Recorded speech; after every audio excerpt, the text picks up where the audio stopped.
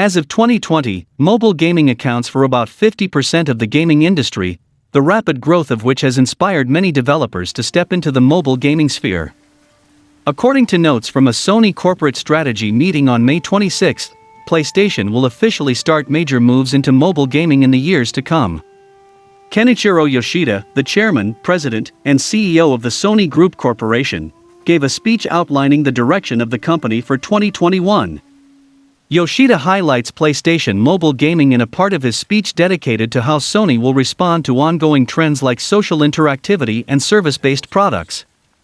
The speech also covered hardware like the PlayStation 5 and other technology, how the company will expand its social capabilities, plans for IP collaboration in the future, and a broad spectrum of Sony's other future endeavors.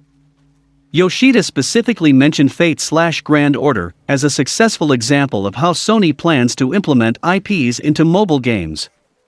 Yoshida said that PlayStation IPs will eventually be deployed on mobile, although he did not specifically mention which franchises. Yoshida ended his speech on social, mobile, and services by mentioning that he wants to increase Sony's entertainment consumer base to 1 billion people by expanding Sony's efforts in these three spheres. Jim Ryan, the president and CEO of Sony Interactive Entertainment, spoke after Yoshida to further explain PlayStation's collaborative efforts and its expansion into mobile. Ryan said that the company had some early success experimenting with mobile games with the goal of providing more choice to gamers. Ryan then highlighted PlayStation's large catalog of original IPs that could see mobile transitions, and said the company is exploring the market with some wonderful PlayStation franchises. While it is not known exactly which franchises will be ported to mobile, fans can likely expect to see new games from PlayStation IPs new and old on mobile in the coming years. Critical response to big-name companies stepping into the mobile gaming market is diverse though. For example, Nintendo has released a number of mobile versions of its popular IPs to varying success. Super Mario Run, Mario Kart Tour, and Animal Crossing Pocket Camp have seen varying degrees of success in recent years, while Fire Emblem Heroes and Pokémon Go are just as popular as ever. As though Sony has already released some mobile games of its most iconic IP, God of War. Yes, it is called as God of War Betrayal, which I would like to get a HD remaster of the game on PlayStation 5 that is only available on mobile. The announcement of PlayStation's moves into mobile gaming is a weird one. Jim Ryan assured investors that it is just one of the areas we are exploring, and it is unlikely that any fan-favorite PlayStation IPs will become mobile-only in the years to come. I am not against mobile gaming, but my fear is that they should not end up like Xbox doing all things everywhere, which degraded their quality of games in the meantime. I am saying this because yesterday Sony had a IR meeting where PlayStation boss Jim Ryan presented a detailed PPT of PS5, PS4, and their statistics, and their future plans for the industry. We can now take a look at them slide by slide. Here looks like the year 2020 is the most successful year in PlayStation history in sales, which is followed by 2018 when God of War and Marvel's Spider-Man released. Operating income also reached its peak, equaling 2018. Up next we have the launch year sales of each PlayStation console. First we have the original PlayStation that launched in 1994, which sold 0.7 million in one fiscal year. The next one is the PlayStation 2 at 1.4 million in 1999. PlayStation 3, 3.6 million in 2006, PS4, 7.6 million in 2013, and the PlayStation 5 stands tall at 7.8 million in 2020 respectively. They talked about demand for the product, console, PC, and mobile gaming revenue market and growth, and also boosting digital sales when compared to the physical games. They showed worldwide audience for the market, age categories, and increasing female gamers in the community. Now let's take a look at this slide, where they have presented the PlayStation 5, 4, 3 and Vita launch lineup, and the PlayStation 4's key titles. At the right side they presented the post-launch lineup for the PlayStation 5, which includes third-party titles like Far Cry 6, Deathloop, Ghostwire Tokyo, Final Fantasy XVI, Resident Evil Village, and the new IP from Square Enix Forspoken, which is Project Athia. At the top includes first-party titles such as Returnal, MLB The Show 21, Ratchet & Clank Rift Apart, Gran Turismo 7, Horizon Forbidden West, and God of War Ragnarok. Here is the interesting part though. God of War has not been given an official title till now from Sony's Santa Monica studio, and many of the fans believe that it will be Ragnarok because the teaser for the game showed Ragnarok is coming. So the subtitle for the game is not confirmed yet, and here it is presented as God of War Ragnarok. If the next one's title is this, then I think it would be a two-part game, as the Norse saga should end as a trilogy. It may be a simple representation of what's to come, but it can be official, who knows? The next slide, they have did some pie chart for the revenue for software and console sales. Software sales will always be higher than the hardware ones, because they have sell hardware at a loss in the first 2 to 3 years, and they tackle the loss with increasing price of softwares. But here they stated that importance of console and business model is decreasing. I don't know man, where this will lead to the future of console gaming. At the left they stated that the PS5 Standard Edition is expected to break even next month. So the profit of hardware sales will be higher and even better. At the next one, despite the global semiconductor shortage, the PS5 is expected to surpass the record of the first ever PlayStation with the peak annual sell-in. Though we have the engagement comparison of the PS5 with the PlayStation in the first 5 months. The PlayStation 5 is doing an excellent job here in both monthly active users and average hours per account. Here it looks like January has more activity compared to others. Then we can see the PlayStation 4 to 5 users migration target and the PlayStation Plus current subscribers and users and the reasons for it. Then they showed the new growth vectors with more focus on the Chinese gaming market, broadening the physical retailing capacity, cloud service and strategy, which includes PS No and remote play. Then things like the upcoming PS5 VR. The beyond console approach looks a little scary and needs to be questioning because we don't know what it could lead to. And the final one here is expanding the PlayStation first-part studios, which could mean some acquisitions from smaller level studios like Housemarque, Sumo Digital to industry mammoths like Square Enix, Sega and Konami. If Sony acquires any one of those three, then it would be a big win and a huge addition to the PlayStation first-party catalog.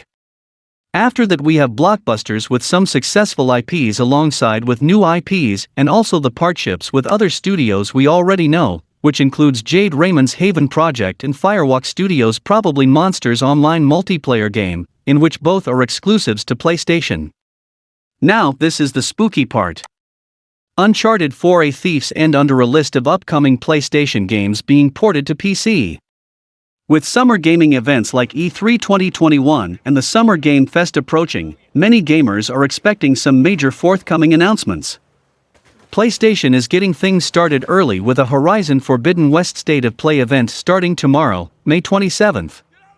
However, that's apparently not all PlayStation is ready to reveal, as in a newly released document, PlayStation shows that Uncharted 4 is one of the games currently being planned for release on PC. This reveal doesn't appear to have been done in a planned way. It comes as part of a document released for Sony's IR Day 2021, an investor relations event that included a segment on games and network services. A page within this document titled New Growth Vectors PlayStation Studios has a section on PC releases. Listed under the subheading More PC Releases Planned are 2 logos, one for the recently released Days Gone and another for Uncharted 4: A Thief's End. No further details about the project are listed in the document, or elsewhere for that matter. Uncharted 4 is not currently officially announced for PC in any capacity, so its inclusion in this document is likely an accidental early confirmation by Sony. Given this is a corporate document with a variety of data, its veracity is reliable, but there's always a possibility it was a mistake or made before plans changed. After all, Days Gone has already launched on PC. Uncharted 4 was originally released on PS4 in May 2016. Neither it nor any of the other Uncharted games have ports released or announced for PC, and there is no Uncharted on PS5. That said, it's not unbelievable that PlayStation would want to bring the franchise to PC eventually.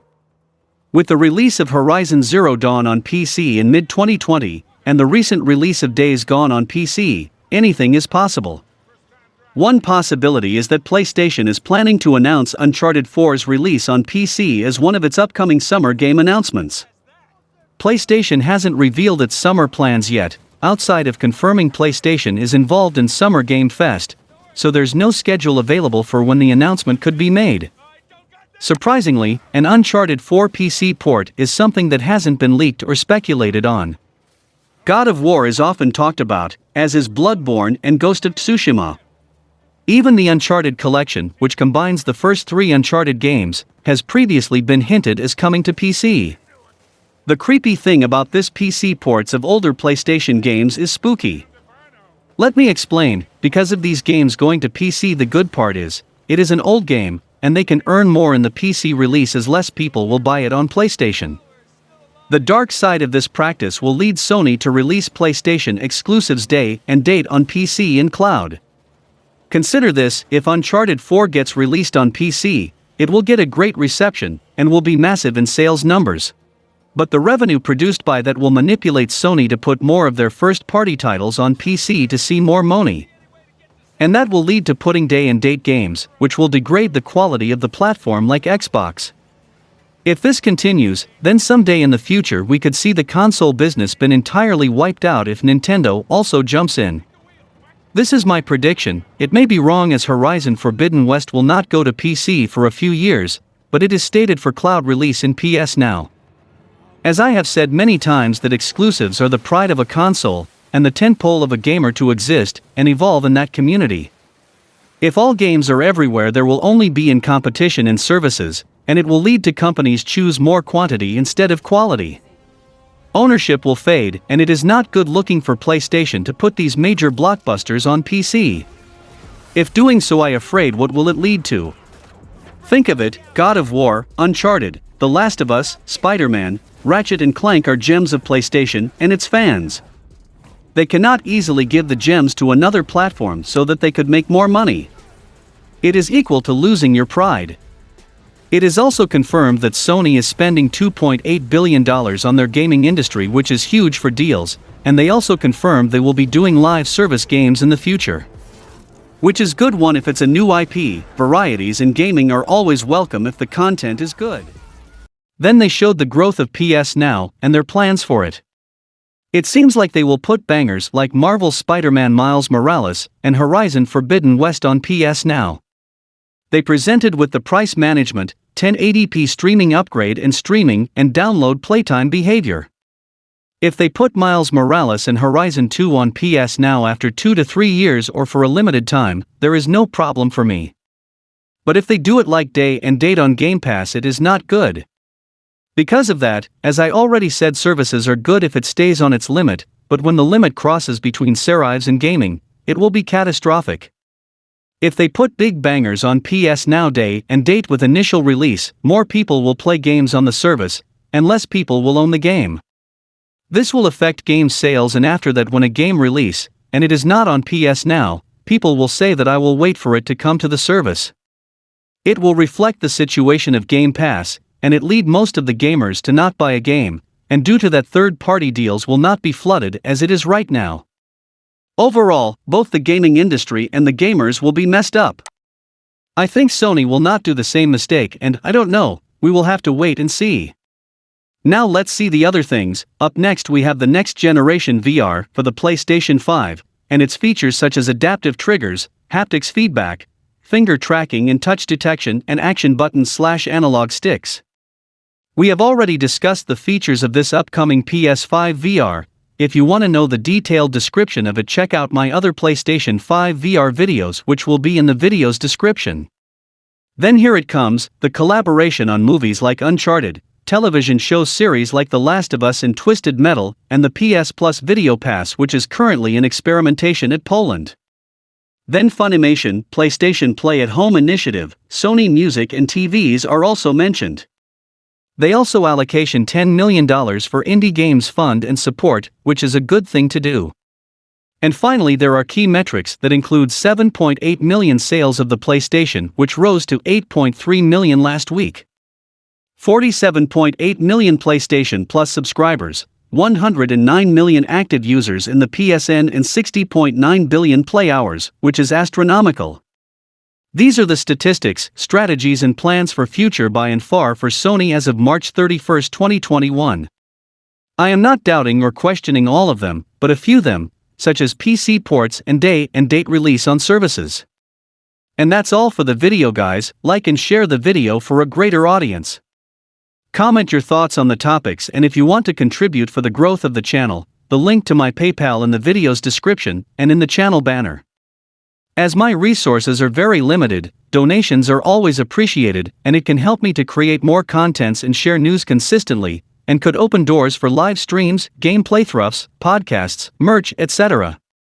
Thanks for watching the video. Subscribe to the channel and click the bell icon, and until then, from SMPV, it's goodbye. Wait. There is an update. It seems like God of War Ragnarok might not be the game's official title after all, as Sony has updated its presentation slides. As you can see from the image, God of War Ragnarok's logo has disappeared to be replaced by a simple God of War 1. It's possible that whoever put the logo in the report in the first place simply wasn't aware that Sony didn't make it and mistook it for being genuine. Cory Barlog, who directed the first game, posted a reaction GIF following the original logo discovery that could suggest annoyance at the game's name being revealed ahead of an official reveal. There hasn't been any news concerning the sequel since that initial teaser. The only thing we really know about it is that it will launch for the PlayStation 5.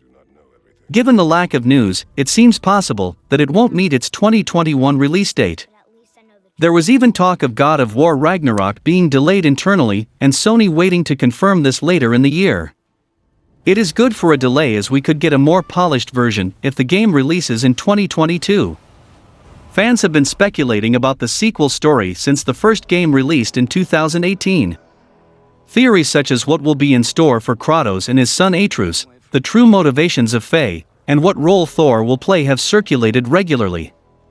Thor is easily among the most recognized Norse gods, and considering he was completely absent from the first game save for the true ending, he's expected to be a major character in the sequel, possibly an antagonist. We also have another update on the PlayStation 5 redesign, as a recently filed patent from the Sony Group Corp suggests that PlayStation is working on a new model of PS5, but it may not change much. The PS5 remains in short supply as PlayStation fans continue to snatch it up from various retail outlets, but Sony recently filed a patent that suggests a new model is on its way. According to business analyst Roberto Serrano, Sony's new PS5 patent was filed on April 26. Serrano revealed on his Twitter account that the Sony patent was officially registered on May 23, which may suggest the new model of PS5 is already in the works.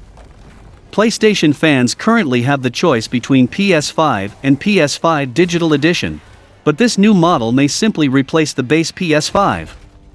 Many PlayStation fans may get excited by the prospect of a new PS5 model being in the works so early in the generation, but it may not differ from the base PS5. The only notable change being made to this model of PS5, according to the Sony patent, is the Wi-Fi unit inside the console. The new Wi-Fi module is called AWXM501, and it will be replacing the existing PS5 model's J20H100 module. This suggests that the new model will simply replace the base PS5, just like the red box Nintendo Switch that quietly replaced the launch model. The new model of PS5 is called CFI1115A in the Sony patent, which was recently spotted when it was registered in the wireless communication module M20DAL1 by Sony Group Corporation. The patent states this improved PS5 will receive a peak antenna gain of 4.0/3.5 dBi, which may technically reduce the wireless performance on the console when it's connected to a router with a 2.4 GHz signal. Some PlayStation fans may wonder why the new module would reduce the peak antenna gain in a new model of PS5, but it shows a higher gain on routers with a 5 GHz signal. The launch model of PS5 receives a peak antenna gain of PS5's 5.0/3.5 dBi on a 5 GHz signal, while the revised PS5 model hits a peak antenna gain of 6.0/4.5 dBi. This may reduce ping and lag for PlayStation fans who have routers that reach 5 GHz signals, but this hasn't been officially confirmed, so owners of the new PS5 model may see no difference at all. PlayStation gamers struggling to secure a PS5 may be looking forward to a PS5 Pro or PS5 Slim, but they'll be waiting a bit longer. The changed Wi-Fi module seems to ride the line between 2.4 GHz capable routers and the 5 GHz powerhouses a little better than the launch PS5 model. While PS5 enthusiasts may not see improved performance from the new model, there's probably a reason Sony decided to make the change. Only the wireless specifications are shown in the patent, as it is also said it would use 6nm chips instead of the 7nm ones for combating chip shortages. It could be a slight improved performance and efficient, as only time will tell. Okay, then it's time to wrap up, and until then from SMPV it's goodbye.